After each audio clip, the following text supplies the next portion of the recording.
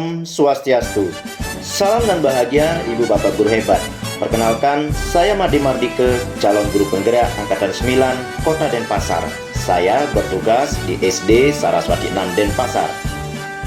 Adapun fasilitator saya adalah Ibu Niputu Sugilastini SPD dan pengajar praktik saya adalah Ibu Niputu Swandewi SPD.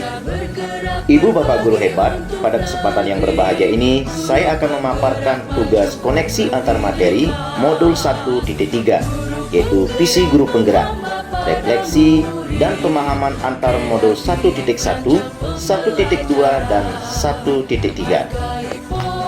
Ibu Bapak Guru hebat, seperti apa yang telah tertera di dalam LMS bahwa tujuan pembelajaran pada modul ini adalah calon guru penggerak dapat mengaitkan materi-materi yang telah dipelajari dari materi lain yang relevan ke dalam rencana manajemen perubahan yang menerapkan paradigma dan model inquiry apresiatif. Di tahap ini, sebagai calon guru penggerak diminta untuk merefleksikan dan mengaitkan pemahaman antar modul yang telah dipelajari hingga kini dengan merespon pertanyaan berikut. Pertanyaan berikut merupakan pertanyaan pemantik yang pertama. Apa yang Bapak Ibu pahami mengenai kaitan peran pendidik dalam mewujudkan filosofi pendidikan Ki Hajar Dewantara dan profil pelajar Pancasila pada murid-muridnya dengan paradigma inquiry apresiatif atau IA di sekolah Bapak Ibu? Ibu Bapak Guru hebat menjawab pertanyaan pemantik tersebut. Pertama-tama izinkan saya untuk melakukan refleksi koneksi antar materi ini. Saya akan menelaah kembali rangkaian pembelajaran mulai dari modul 1.1 hingga akhir modul 1.3 ini. Ibu Bapak Guru hebat, modul 1.1 adalah tentang filosofi Ki Hajar Dewantara, modul 1.2 tentang nilai-nilai dan peran guru penggerak, modul 1.3 tentang visi guru penggerak. Ketiga modul ini memiliki keterkaitan yang sangat erat sekali untuk mewujudkan murid impian masa depan. Hal ini dapat terlihat dari tujuan pendidikan dengan visi guru penggerak.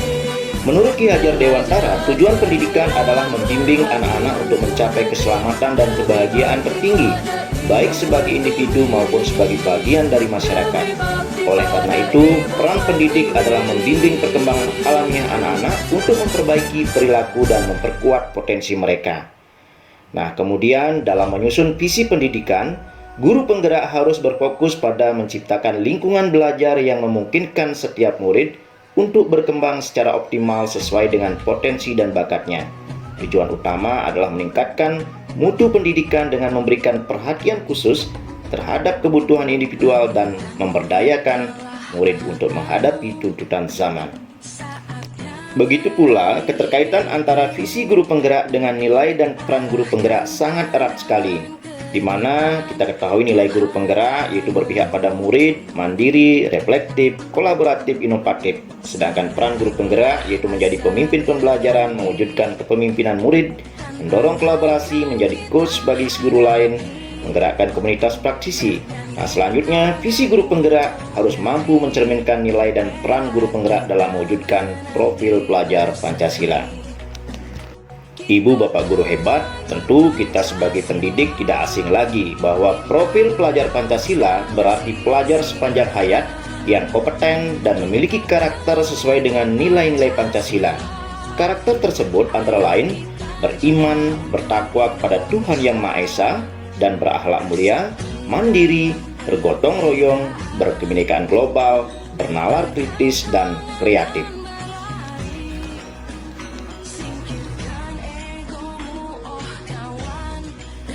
Ibu Bapak Guru hebat, dari pemahaman ini saya melihat bahwa peran pendidik dalam mewujudkan filosofi pendidikan Ki Hajar Dewantara dan profil pelajar Pancasila pada murid dengan paradigma inquiry apresiatif atau IA di sekolah saya sangat penting.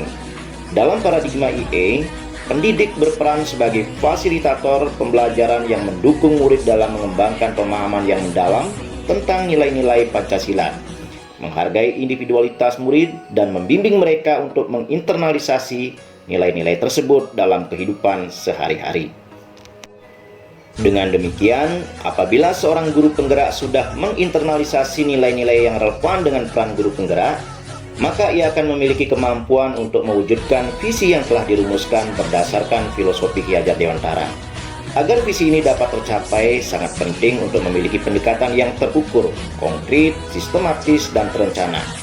Oleh karena itu, diperlukan suatu kerangka kerja yang dikenal dengan sebutan Inquiry Apresiatif atau IA dengan tahapan yang diberi nama Bagja. Ibu Bapak Guru hebat, saya lanjutkan pada pertanyaan pemantik yang kedua.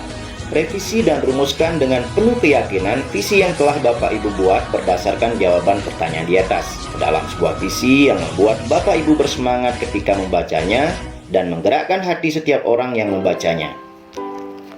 Ibu Bapak Guru hebat, pada tugas sebelumnya saya sudah membuat visi terwujudnya generasi unggul dan berintegritas berdasarkan profil pelajar Pancasila. Namun sekarang saya merevisinya menjadi wujudkan generasi unggul dan berintegritas berlandaskan profil pelajar Pancasila. Ibu Bapak Guru hebat, visi ini menjadi panduan utama yang menginspirasi saya dalam membentuk generasi yang tak hanya memiliki kompetensi akademis yang kuat, melainkan juga memiliki keunggulan dalam berbagai aspek non-akademis. Selain itu, saya bertekad untuk memastikan bahwa mereka juga memiliki karakter yang kokoh sejalan dengan nilai-nilai luhur Pancasila. Dengan tekad dan dedikasi yang tak kenal lelah, saya akan selalu berupaya untuk memastikan bahwa setiap siswa saya mampu menjadi individu yang unggul, berintegritas, dan memiliki kemampuan untuk memberikan kontribusi positif kepada dirinya sendiri, keluarganya, masyarakat, bahkan nusa dan bangsa ini.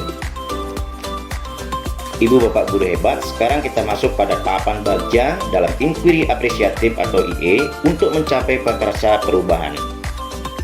Seperti apa yang sudah saya jelaskan pada tugas sebelumnya, yaitu pada demonstrasi kontekstual, sebelum melakukan tahapan Bagja, visi yang telah disusun diturunkan terlebih dahulu menjadi pernyataan prakarsa perubahan. Pernyataan prakarsa perubahan adalah gambaran upaya nyata yang memungkinkan gotong royong dalam meningkatkan kualitas pembelajaran murid berbasis aset atau kekuatan, ditulis dalam bentuk kalimat dimulai dengan kata kerja dan memanfaatkan kata, frase, atau diksi yang kuat dalam rangkaian kalimatnya sedemikian rupa sehingga mudah dipahami maksudnya dan dapat menstimulasi bayangan akan inisiatif, tindakan, kegiatan yang harus dijalankan demi mewujudkannya. Penyusunan pernyataan prakarsa perubahan dapat dibantu dengan model ATAP atau ATAP. Guru hebat, inilah prakarsa kanvas atap yang juga sudah saya uraikan pada tugas sebelumnya. Ibu Bapak Guru hebat, dan inilah bagaimana kita menyusun pernyataan prakarsa perubahan dengan kanvas ATAP, dimulai dari aset, kemudian tantangan, aksi, dan yang keempat adalah pembelajaran. Ibu Bapak Guru hebat, berdasarkan kanvas ATAP tadi, maka pernyataan prakarsa perubahan yang saya hasilkan adalah mengembangkan kegiatan ekstrakurikuler yang menekankan pada nilai-nilai Pancasila. Dalam mewujudkan visi, yaitu mewujudkan generasi unggul dan berintegritas berlandaskan profil pelajar Pancasila, saya percaya bahwa pendidikan tidak hanya terjadi di dalam kelas, tetapi juga melalui pengalaman ekstrakurikuler yang memperkuat nilai-nilai Pancasila. Oleh karena itu, sebagai langkah konkret untuk mencapai visi tersebut, saya berkomitmen untuk menyempurnakan program kegiatan ekstrakurikuler yang dapat mengintegrasikan nilai-nilai Pancasila. Kegiatan-kegiatan ini akan dirancang untuk membantu siswa memahami, menginternalisasi, dan mengaplikasikan nilai-nilai Pancasila dalam berbagai situasi kehidupan mereka. Dengan demikian, melalui partisipasi aktif dalam kegiatan ekstrakurikuler ini, siswa akan memiliki kesempatan untuk tumbuh dan berkembang menjadi individu yang unggul dan berintegritas sesuai dengan visi pendidikan yang saya buat. Ibu Bapak Guru hebat, saya lanjutkan pada tahapan Bagja prakarsa perubahan mengembangkan kegiatan ekstrakurikuler yang menekankan pada nilai-nilai Pancasila, yaitu dimulai pada huruf B, yaitu buat pertanyaan utama. Maka pertanyaannya adalah, apa yang harus saya lakukan untuk dapat memanfaatkan kekuatan aset dan potensi yang ada dalam lingkungan sekolah untuk mengembangkan kegiatan ekstrakurikuler yang lebih efektif dalam menanamkan nilai-nilai Pancasila kepada siswa, serta mendorong perubahan positif dalam budaya sekolah. Sehingga tindakan atau penyelidikan yang perlu dilakukan untuk menjawab pertanyaan yang pertama adalah berkolaborasi dengan pendidik dan tenaga kependidikan untuk mengidentifikasi cara-cara untuk mengintegrasikan nilai-nilai Pancasila dalam kurikulum ekstrakurikuler dan aktivitas sekolah. Yang kedua, membaca atau melakukan studi literatur mengenai metode-metode pengajaran dan pendekatan yang efektif dalam mengintegrasikan nilai-nilai Pancasila dalam kegiatan ekstrakurikuler. Saya lanjutkan pada tahapan yang kedua, yaitu A. Ambil pelajaran. Maka pertanyaan di sini adalah siapa yang dapat menjadi mentor atau fasilitator untuk kegiatan ekstrakurikuler ini dan memiliki pemahaman mendalam tentang nilai-nilai Pancasila. Yang kedua, apa keterampilan dan kepemimpinan yang saya miliki yang dapat saya manfaatkan untuk memimpin atau mendukung pengembangan kegiatan ekstrakurikuler ini. Maka tindakan atau penyelidikan yang perlu dilakukan untuk menjawab pertanyaan adalah: yang pertama, lakukan wawancara atau konsultasi dengan calon pembina ekstrakurikuler atau fasilitator untuk memahami latar belakang pengetahuan dan pengalaman mereka terkait dengan nilai-nilai Pancasila. Yang kedua, identifikasi keterampilan kepemimpinan yang diperlukan dalam mengembangkan kegiatan ekstrakurikuler seperti kemampuan merencanakan, mengorganisir, dan memimpin tim.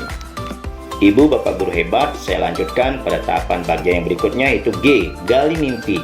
Maka pertanyaan yang muncul di sini adalah bagaimana saya membayangkan masa depan yang diinginkan jika kegiatan ekstrakurikuler ini berhasil diimplementasikan dengan baik.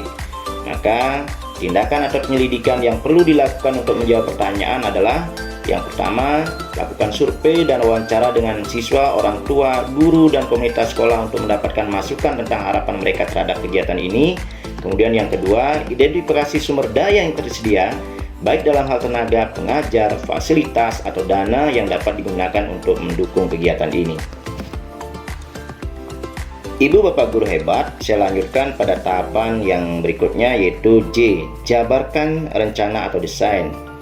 Nah, dalam hal ini pertanyaannya adalah apa langkah paling sederhana atau langkah pertama untuk mengembangkan ekstrakurikuler yang menekankan pada nilai-nilai Pancasila? Kemudian apa yang dapat dilakukan untuk mendukung perkembangan dan pembelajaran siswa melalui kegiatan ekstrakurikuler ini sehingga mereka dapat menginternalisasi nilai-nilai Pancasila dengan lebih baik dan berperan aktif dalam mengikuti kegiatan ekstrakurikuler. Yang berikutnya, bagaimana memanfaatkan teknologi dan media sosial untuk memperluas jangkauan dan dampak kegiatan ekstrakurikuler ini. Sehingga tindakan atau penyelidikan yang perlu dilakukan untuk menjawab pertanyaan adalah mengidentifikasi jenis kegiatan ekstrakurikuler yang paling sesuai untuk pengajaran nilai-nilai Pancasila serta sesuaikan dengan minat dan bakat peserta. Yang kedua, melibatkan guru atau instruktur yang memiliki pengetahuan dan pemahaman tentang Pancasila, memastikan bahwa mereka memiliki kemampuan untuk mendidik dan menginspirasi siswa dalam memahami dan menginternalisasi nilai-nilai Pancasila. Yang ketiga, menggunakan media sosial untuk berbagi informasi tentang kegiatan prestasi siswa dan proyek yang berkaitan dengan ekstrakurikuler yang menekankan pada nilai-nilai Pancasila. Ibu Bapak Guru hebat, masuk pada tahapan akhir dari kanvas baja ini adalah atur eksekusi. Maka pertanyaan di sini adalah siapa saja yang akan bertanggung jawab atas pelaksanaan kegiatan ekstrakurikuler ini? Bagaimana cara memperoleh dukungan dari pihak sekolah, orang tua, masyarakat, dan pemangku kebijakan dalam melaksanakan program ini? Yang ketiga, bagaimana cara mengkomunikasikan perkembangan dan hasil program kepada semua pihak terkait? Yang berikutnya, bagaimana cara memastikan keberlanjutan program ini dalam jangka panjang? Sehingga tindakan atau penyelidikan yang perlu dilakukan untuk menjawab pertanyaan adalah: yang pertama, menentukan tim yang bertanggung jawab atas pelaksanaan program dan tugas masing-masing anggota tim. Yang kedua, mengidentifikasi potensi mitra atau orang tua dan komunitas lokal yang dapat memberikan dukungan dalam bentuk sumber daya atau fasilitas. Yang ketiga, merencanakan strategi komunikasi internal dan eksternal untuk menginformasikan perkembangan dan hasil program. Dan yang keempat, merancang rencana berkelanjutan yang mencakup pembaruan program dan pemantauan jangka panjang. Ibu Bapak Guru hebat, demikianlah paparan saya terkait dengan tugas koneksi antar materi modul 1.3. Saya ucapkan terima kasih atas perhatian Bapak Ibu. Semoga apa yang telah saya sampaikan dapat dipahami dengan mudah. Salam guru penggerak, tergerak, bergerak, dan menggerakkan. Om Santi Santi Santi Om. Kritik dan